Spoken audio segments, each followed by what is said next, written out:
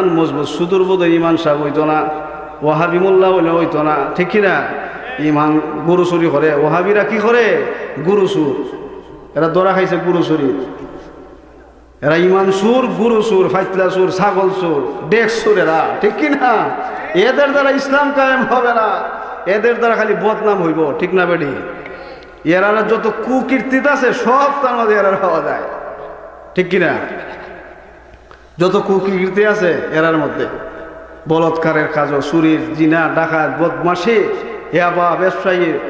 দেখা যায় ইমাম সাহেব মসজিদ ইমামতি করে, এবার ইমামের রুমে গিয়া দেখা যায় গাঞ্জার ফুতলা পাওয়া যায়, পরে ধরা আইসে এটা কিন্তু এটা ওয়াহাবি মোল্লা, ঠিক কিনা?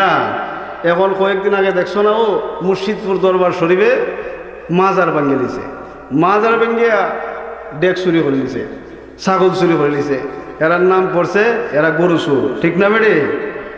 তো সুন্নির আর দ্বারা মাজার ভাঙে না, ডেক চুরি করে না, গরু চুরি না। আসলে সুন্নি কোনো হুজুরে গরু চুরি করতে, এরার দ্বারা এমন কোনো, এরা ওয়াজও করে খুব তফসির, খুব ভালো, এরা লোসনওয়ালা, খুব ইমান ফাক্কা, দেখা যায় আমলে পরিপূর্ণ।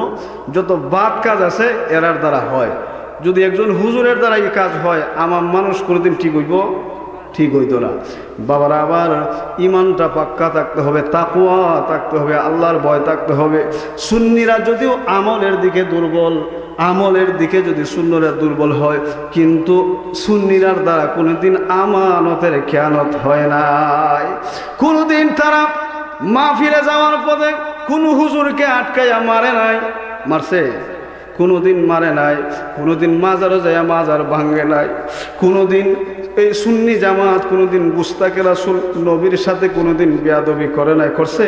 করে নাই। কিন্তু তারা আমল ঠিকই আছে দেখায়, কিন্তু নবীর সাথে এক নম্বর বেয়াদবি করে, ওলিয়া উলিয়ার সাথে বেয়াদবি করে, তাদের কথা কাজের কোনো মিল থাকে না, ঠিক কিনা?